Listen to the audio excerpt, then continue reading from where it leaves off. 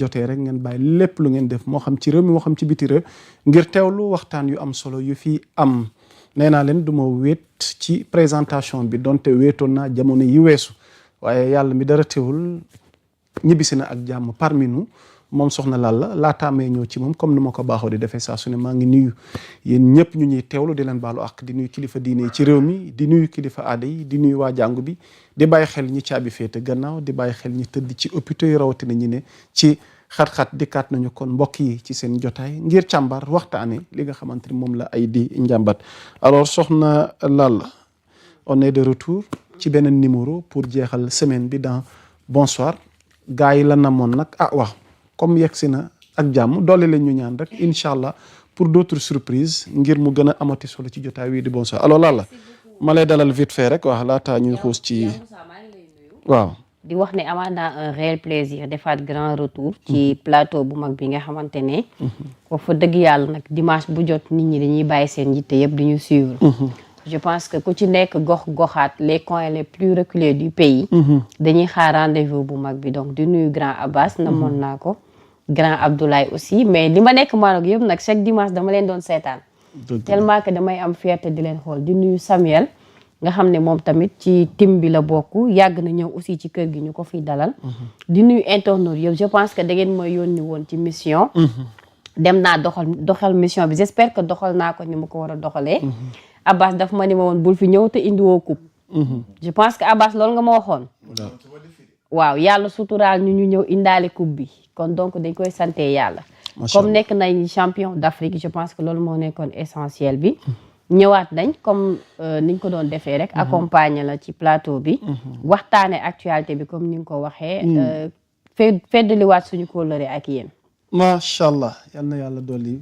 sutura soxna Lalla damay ubbee jotaay waxtaan wi ak sañ-sañ gu rafet moom nga fekk ma wax ko léegi dafa mel ni moom ma dama ko gis rek foog ni fees la jóge liñ koy déet dem na fa yow kay man xamee naa bone carré bi kay jëmm jàngi fii waaye xol mi yëpp mi ngi ci Abul Abbas Cheikh Ahmada Tijani xam nga nag moom day talibé cheikh boo xamante ni macha allah grand Abdoulaye Mbow toujours un plaisir di la dalal ci jotaay bonsoir noo def grand vous êtes tout beau macha allah ñaanal tawfeex taysiir waaw ñu ngi nuyu baax soxna Lalla ñu ngi lay fay dem na Maroc waaye yeggul Faas tabarakallah yegg naa de dem nga Maroc waaye dama Faas mënoon nga moon corrompre ci suuf sax am loo ma mosal ma layal waaye fi mu ne ni du ma la layal mais xam nga yow yaam saa chaque jour ma dama lay sotal waaw baax na ba tey wala dañ ko lijjanti après ba tey baax na grand lay en tout cas daal waykat bi wax na ko ñeem foofu ñoom foofu li ci des ñu yeggal ko ci waxtaan bi naa Abbas nuyu Samuel grand bi fay nañ ñu ak ñuy suivre yëpp di ñaanal ñëpp jàmm ak tawfeex ak taysiir Alaaji Abbas Sow noo def waay yam sa kilifa gi ñu ngay siyaar ñu ngi la koy delloo di la jox sa wàcc waay tu t'es endimanché en suivant vos pas gis nga waaw l'élève suit toujours les pas de son maître tawfeex taysiir mucc ak xéwal moom la ñuy ñaanal Sénégal allahumma amin gaal gu mag gi yàlla na mucc amiin àgg ci loxoy capitaine yi ñu ko dënk di ñaan réew mi dal réew mi jàmm réew mi yokkute réew mi sutura médecin yi gën a xarañ ngir jox nit ñi wér policiers yi gën a aay ngir sàmmonte kaaraange naka noonu gendarme yi magu réew mi ñu baax ñi wér ci duñu ñaanal jàmm gu sax dàkk ndaw ñi am liggéey soxna yi am xëy Lalla nag plateau bi yëpp dañ maa yàgg yóbbante ci yow charité bi wallaay waaw yaa Moussa charité bi Lalla ñëpp nee nañu daal charité bi yow j'ose espérer waaw tukki loxoy neen lay def nag moom j'ose espérer que tey moom yow yaa Moussa fii jotaay waxtaan wi di jeex te ngaa bay ma ni pande ko dina teg dara suñu loxo léegi dafa am lu ma ñaan bësal foofu konte naa frère bi ma ñëw ci patriote bu mag bi waaw mais man nuyu ma ko jox naa la sama nuyoo nga joxal ma ko ecca grand bi ziar nañ la waaw tawfeex taysiir waaw toujours le sens du patriotisme au service de la communauté yal nañ ko yàlla defal amin ñu fekkee ko tal côté mën ko noonu rek defe naa ubbil nga ma ngir ma dalal ko moom Samuel Mokhtar Ba bu Pastef waaye moom njabootu Monap la grand ñu ngi lay dalalati ci jotaay waxtaan wi ak sa blanc xam naa ne tey moom jàmm rek nga woote dafa mel ni de grand Samuel. ay ca waaw.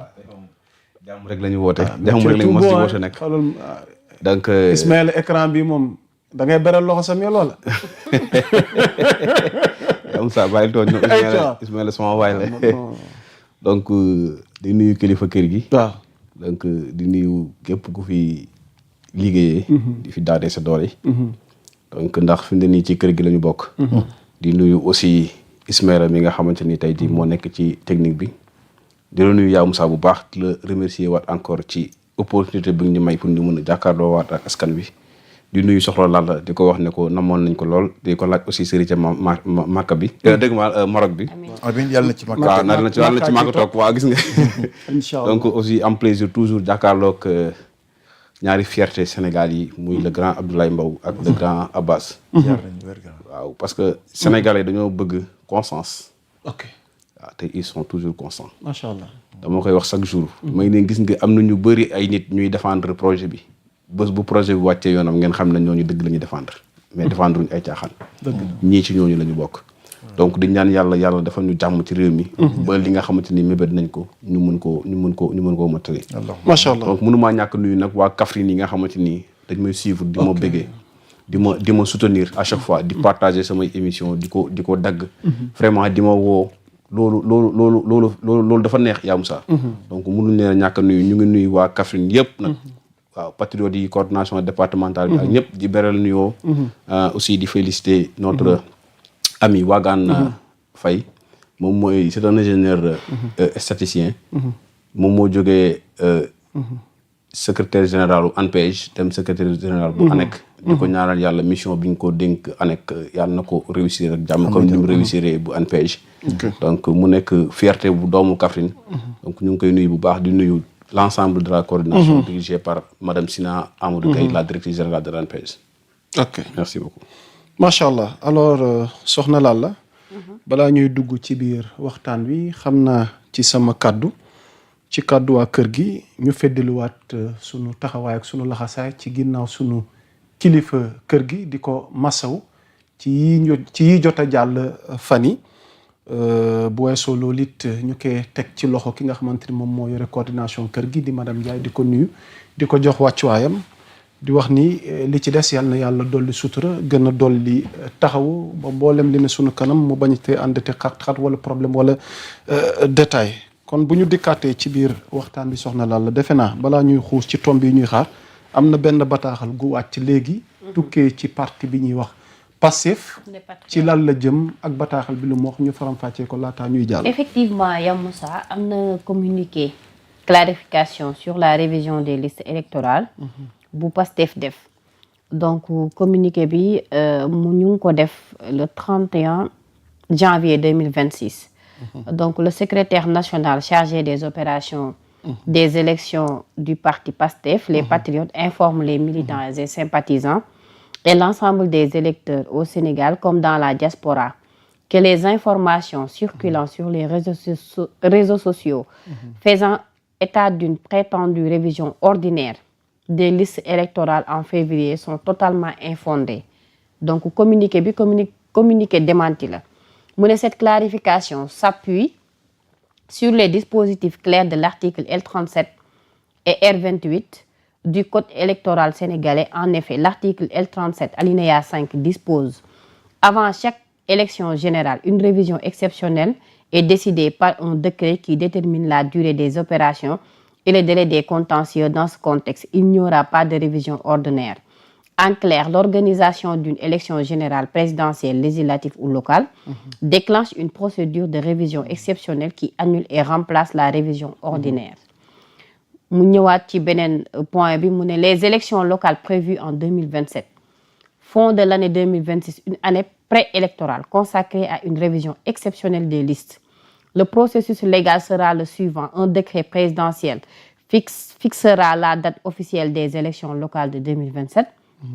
Un second décret convoquera le corps électoral pour la révision exceptionnelle des listes au cours de l'année 2026, en précisant les dates, les modalités exactes. Le secrétariat national chargé des opérations électorales, rappelle que les informations officielles doivent émaner des structures habilitées du ministère de l'Intérieur, notamment la Direction générale des élections, mooy DGE.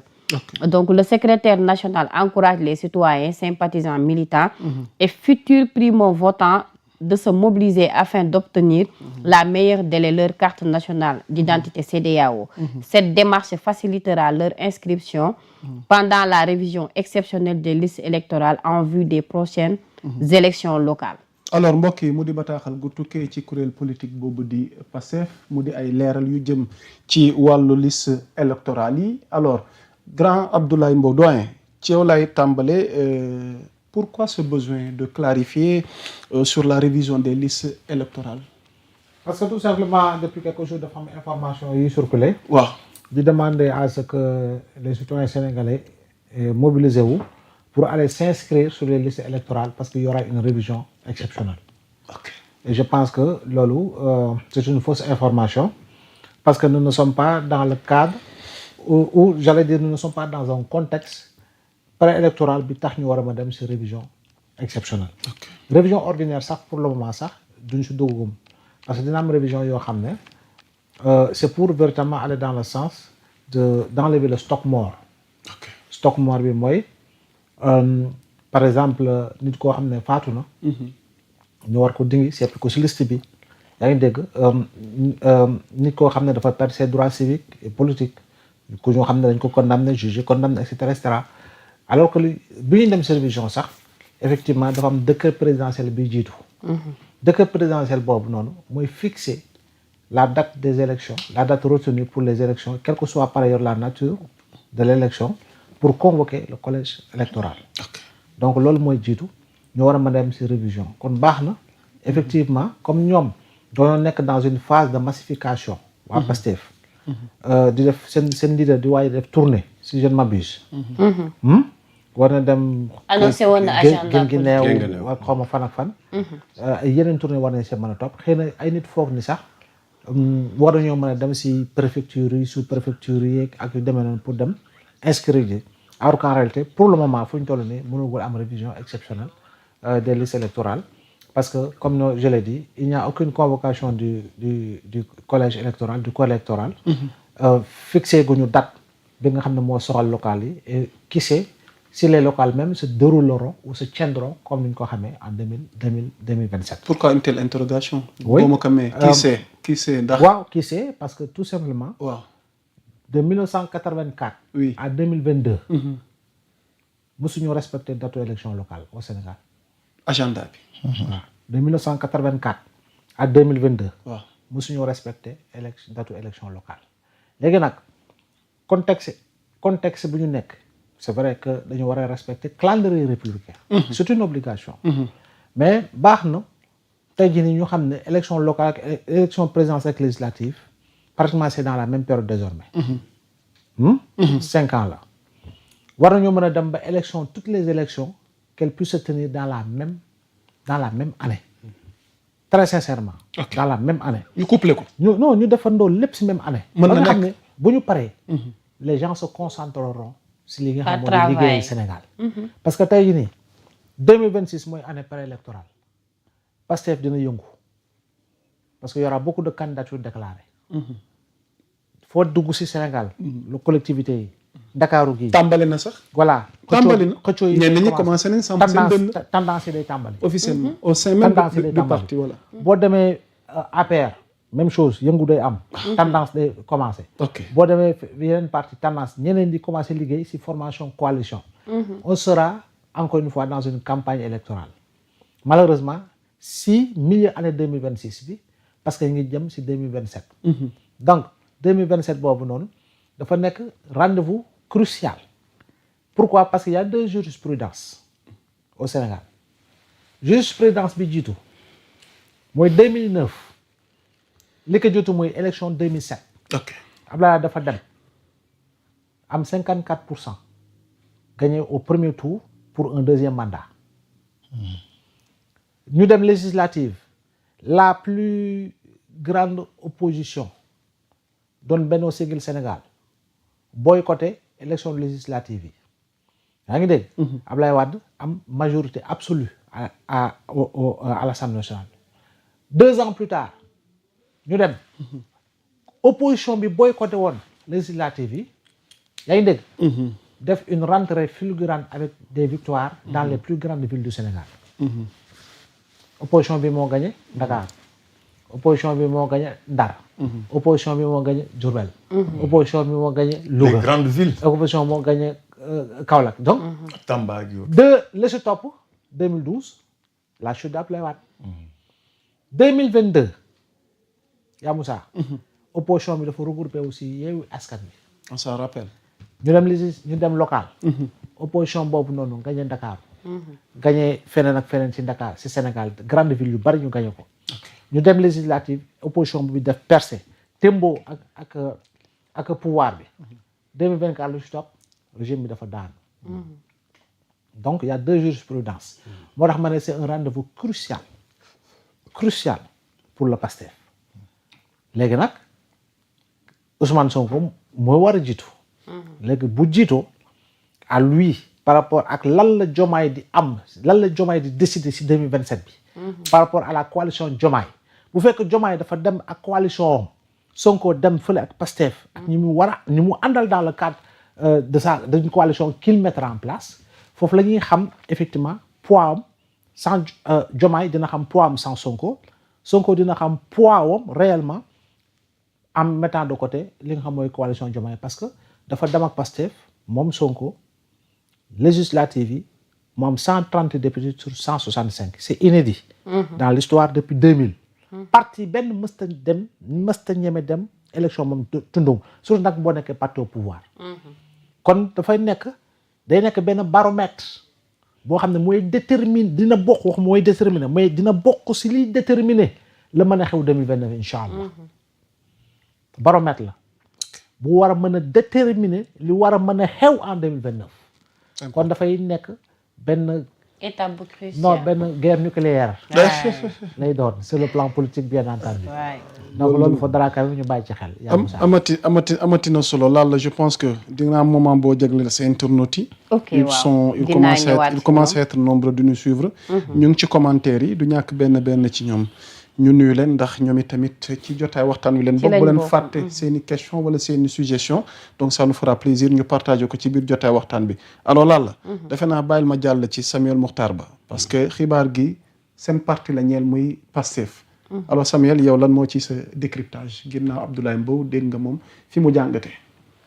waaw macha allah yaa Moussa lii day wér firndeel rek ne Pastef parti boo xam ne la mu ngi dox actuellement nii ak instance yëpp mu ngi dox. communiqué bi Senap moo ko def ñoom ñooy chargé wu ci élection yi.